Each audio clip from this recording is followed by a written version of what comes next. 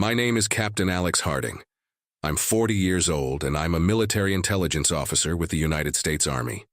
I've spent the last 15 years of my life serving my country, with deployments to conflict zones that tested not only my physical capabilities but also my mental and emotional resilience.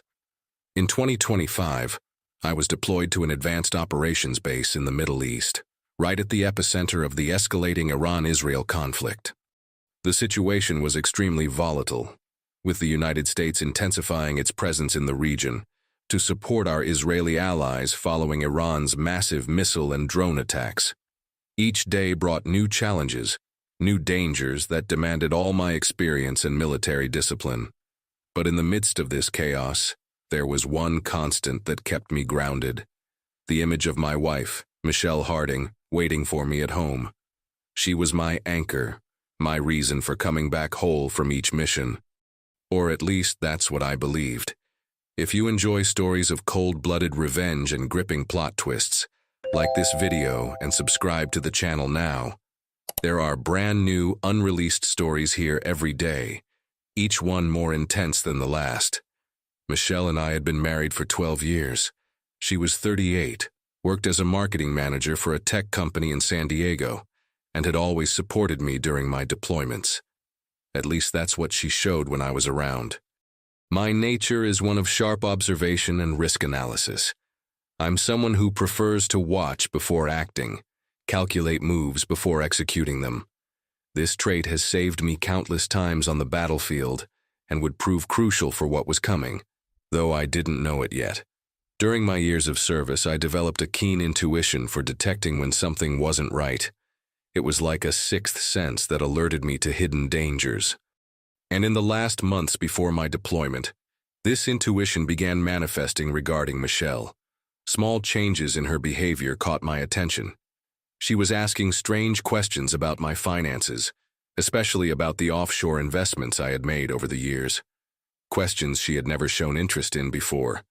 There was also a subtle coldness in her words, as if she was measuring each phrase. But I was about to be deployed on one of the most dangerous missions of my career. I attributed these changes to the natural stress that always preceded my deployments. It was a mistake that would cost dearly. At the base in the Middle East, my routine was intense. Intelligence analysis, coordination with allied forces, constant briefings about the rapidly evolving situation between Iran and Israel. The conflict was escalating dramatically, with Iranian missile attacks and American military responses creating an extremely tense environment. Our presence was essential to maintain the balance of power in the region. It was during one of these exhausting routines, after a particularly tense day following news of American strikes on Iranian nuclear facilities, that I received a message on my encrypted device. Personal messages were rare and always welcome in that hostile environment. When I saw it was from Michelle, I felt a pang of relief. Maybe it was exactly what I needed to relieve the stress. I opened the message expecting words of support, longing, love. Instead, I found a cold and calculated phrase that hit me like a direct shot. Alex, I want a divorce. My lawyer will be in touch. Don't try to talk me out of it. I stared at the screen for several minutes, rereading the message over and over, as if the words could change meaning. The personal betrayal hit me with devastating force, mixing deep emotional pain with the existing trauma of war. It wasn't just the end of a marriage. It was the cruelest of desertions at my moment of greatest vulnerability. While I was risking my life serving the country during one of the most dangerous escalations in the Middle East, the person I trusted most was abandoning me in the coldest possible way. But my mind, trained to survive chaos, took control. There was no explosive anger, no despair, just icy clarity and a growing determination to discover the truth behind that message that was so dry and calculated. The intuition that had saved me so many times on the battlefield was now screaming that there was something much bigger behind that divorce request.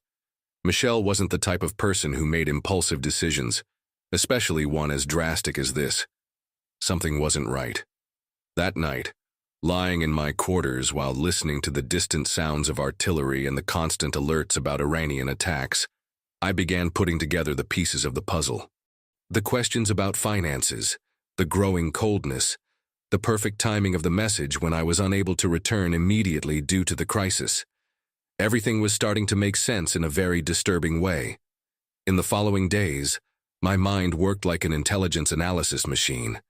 Every detail, every memory from the last months before deployment was revisited and examined from a new perspective, and the more I analyzed, the more evident it became that Michelle wasn't acting alone.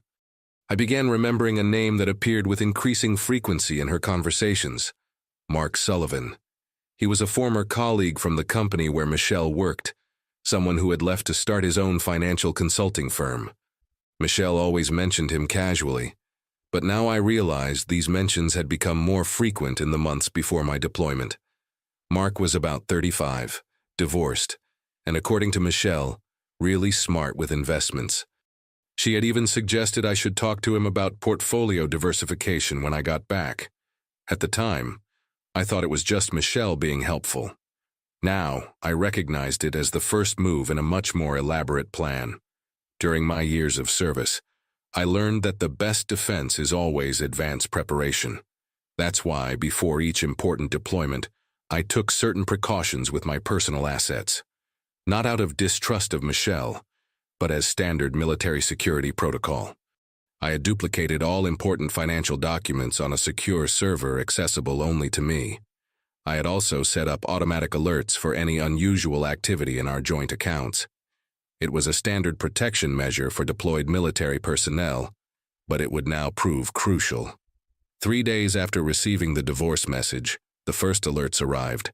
Significant transfers were being made from our joint accounts to accounts I didn't recognize. The pattern was subtle but clear to someone trained to detect suspicious activities, smaller amounts spread over several days, trying to go unnoticed. That's when I activated my support network. Samuel Thorne had been my lawyer for over 10 years, a Gulf War veteran who perfectly understood the specific needs of active-duty military personnel. I called him through the secure channel. "Sam, I need you to monitor a situation for me," I said, keeping my voice controlled despite the internal storm. "Michelle is asking for a divorce, but there are suspicious financial movements that preceded the request." Samuel immediately understood the gravity of the situation. "Alex, do you want me to freeze the joint accounts preventively?" "Not yet. First, I need to know exactly what's happening and who's involved.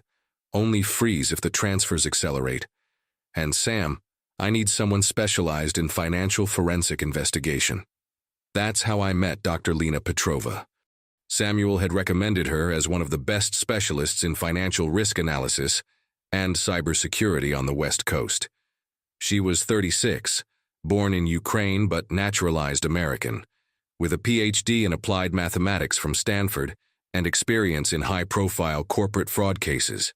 Our first secure video conference call happened during a dawn in the Middle East. Lena was direct and objective, characteristics I immediately respected. "Captain Harding, I've analyzed the preliminary data your lawyer sent me," she said, her green eyes focused on the screen. "The pattern of transfers is consistent with small-scale money laundering. Someone is trying to hide the real destination of the funds. Can you track where the money is going?" "I can, and I will. But I also need you to give me access to all communication logs you can recover. Emails, messages, call history. If there's a conspiracy, it will leave digital traces." During the following 2 weeks, while I continued executing my military duties during the day, amid the ongoing crisis between Iran and Israel, Lena worked tirelessly to unravel the web of lies. Her reports arrived encrypted, and each one revealed a deeper layer of betrayal. The money was being transferred to a series of offshore accounts registered under shell company names. But the most revealing were the email metadata between Michelle and Mark that Lena managed to recover through advanced forensic techniques. The communications began about 6 months before my deployment.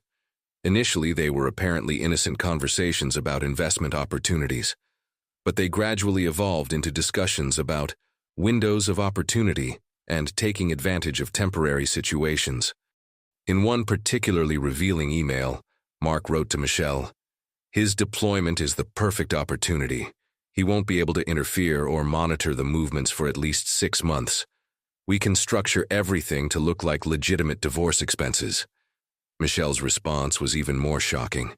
Alex has always been overconfident in his own intelligence. He'll never suspect until it's too late. And even if he does suspect, he'll be too far away to do anything about it. Lena discovered that Mark had created an elaborate scheme. He had established a fictitious investment consultancy, registered several LLCs in states with favorable privacy laws, and created a network of bank accounts designed specifically to hide the origin and destination of funds. The plan was simple but effective. Use the divorce request as cover to transfer most of my assets to accounts controlled by them. While I was focused on the war and the emotional trauma of separation, they would have enough time to move the money through various layers of shell companies until it reached inaccessible offshore accounts. "Captain, they planned this meticulously," Lena reported during our third video conference. "This wasn't a case of infidelity that led to an impulsive decision. It was a premeditated financial heist that uses divorce as the execution method." I listened to everything in silence, feeling a mixture of controlled anger and admiration for the precision of Lena's investigation. My wife and her lover weren't just betraying me emotionally, they were executing a calculated theft while I served the country. "What's our next move?" I asked. "We have enough evidence for legal action, but they haven't moved most of the funds yet. I suggest we wait a few more days to collect additional evidence and then act simultaneously. Account freezing, court injunction, and criminal complaint for fraud." It was exactly the type of coordinated operation I understood perfectly. Precise timing, simultaneous execution, and use of informational advantage. Michelle and Mark thought they were playing chess against an emotionally destroyed soldier. They had no idea they were facing a military intelligence operation backed by one of the country's best forensic specialists. The irony was perfect. While they celebrated their own cleverness, I was setting up a network that would capture them with their own evidence. Lena had established a precise timeline for our counteroffensive. "Captain, they're planning to accelerate the transfers next week," she informed during our fourth video conference. "The metadata shows Mark is pressuring Michelle to finalize Phase 1 before you have any chance to return." "Phase 1?" I asked. "Transfer of approximately 60% of your liquid assets to offshore accounts. They made this clear in a phone conversation I managed to recover through carrier logs." Mark said verbatim, "After Phase 1, even if he discovers everything, it'll be too late to recover the money." It was time to act. I called Samuel and Lena in a secure three-way conference. "We have green light for operation," I announced with the same authority I use to coordinate military missions. "Samuel, I want all judicial measures filed simultaneously tomorrow at 9 a.m. California time. Lena, I need you to prepare a complete evidence dossier to accompany the petitions." "Understood," Samuel replied. "I'll file for freezing of all joint accounts, injunction against additional transfers, and a motion for asset protection due to suspected fraud. And I'll include complete forensic analysis of all electronic communications, transfer tracking, and detailed mapping of the shell company network," Lena completed. The operation was executed with military precision. At 09:15 a.m. on Tuesday, while I was in an operational briefing meeting in the Middle East, Samuel was at San Diego Superior Court presenting a stack of documents representing weeks of meticulous investigation. The results were immediate. By 10:30, all joint accounts were frozen. By 11 war, banking authorities had been notified about the suspicious transfers. By 11:30, a formal criminal investigation was opened by the FBI for financial crimes. Lena kept me updated in real time through encrypted messages. Primary target attempted to access offshore account at 11:45. Access denied. Repeated attempts being recorded as additional evidence, she informed me. Michelle's first reaction was exactly what I expected from someone who had been caught completely off guard. She called me at 1 p.m. local time. I was just in a break between meetings and answered, "Alex, what the hell did you do?" Her voice was loaded with a mixture of panic and anger I had never heard before. "Hi, Michelle. How are things over there?" I replied with calculated calm. "Don't play dumb. All our accounts are blocked. There are federal investigators asking questions about my finances." "I imagine that's inconvenient." Inconvenient. Alex, have you lost your mind? I just want a civilized divorce. Civilized? I made a deliberate pause. Michelle, transferring $180,000 from our joint accounts to shell companies controlled by your boyfriend isn't exactly what I'd call civilized. The silence on the other end lasted almost 15 seconds. When she spoke again, the anger had been replaced by something much more interesting. Fear. I don't know what you're talking about. Of course you do. And Mark Sullivan knows too. By the way, how is he reacting to the federal investigation? She hung up without answering. But I already knew how Mark was reacting, because Lena was monitoring all their electronic communications in real time, with judicial authorization. The messages between Michelle and Mark in the following hours were a fascinating study of how people destroy themselves when panic takes over. Mark sent a series of increasingly desperate messages. We need to talk in person. Now. How did he find out about the offshore accounts? You said he was just a dumb soldier. They have evidence of everything. Everything, Michelle. Michelle, in turn, was trying to distance herself from Mark as quickly as possible. You said the plan was foolproof. I never asked you to create shell companies. You guaranteed me there were no risks. Lena was following everything with what she called professional fascination. Captain, they're self-destructing in real time. Every message they send to each other is creating more evidence against both. But the best part was yet to come. Mark, in a moment of total desperation, tried to call me directly. I was in an operation and couldn't answer, but he left a voicemail that Samuel managed to subpoena as evidence. Alex, man, look. I know all this looks bad, but I can explain everything. Michelle, she seduced me, man. Said you guys were already having problems. I didn't want to hurt anyone. We can work this out like civilized men, without involving the feds. When I heard the message, I couldn't help but let out a dry laugh. Mark was trying to turn me against Michelle, while Michelle was trying to throw all the blame on Mark. Exactly what Lena had predicted would happen. People in panic always make the same mistakes, she had explained during our first conversation. They abandon whatever loyalty they had to each other and try to save their own skin, creating even more evidence in the process. 2 days after executing our operation, Samuel called me with an update that made me smile for the first time in weeks. Alex, you need to hear this. Michelle and Mark met yesterday to coordinate their stories, not knowing the FBI already had authorization to monitor their communications. The conversation was recorded.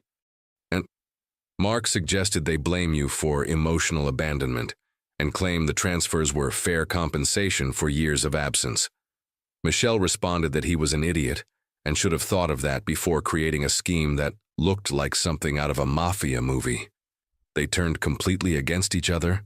Completely.